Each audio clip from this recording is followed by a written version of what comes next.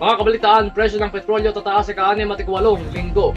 Mas malaki ang babayaran ng mga motorista para sa mga produktong petrolyo ngayong linggo. Dahil inanunsyo na ng mga nagtitingin ng Lunes ang mga gas companies ang isa na namang sunod-sunod na pagtaas ng presyo para sa gasolina at ang ikawalo para sa diesel at kerosene.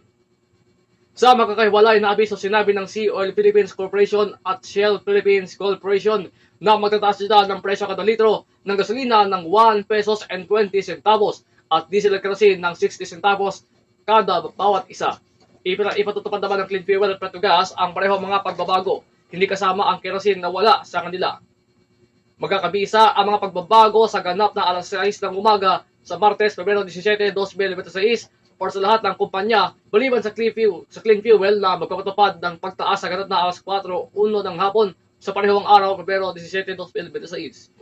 Ang ibang kumpanya ay hindi pa gumagawa ng mga katulad na anunsyo para sa linggong ito. Nauna nang tinaya ng Department of Energy Oil Industry Management Bureau o DOE o IMB na ang pagtaas ng mga pagsasaayos ngayong linggo ay binanggit na ang panganib ng pagkakantalasan ng supply sa Strait of Hormuz at ang kawalan ng katiyakan sa usapang nuklear ng Iran.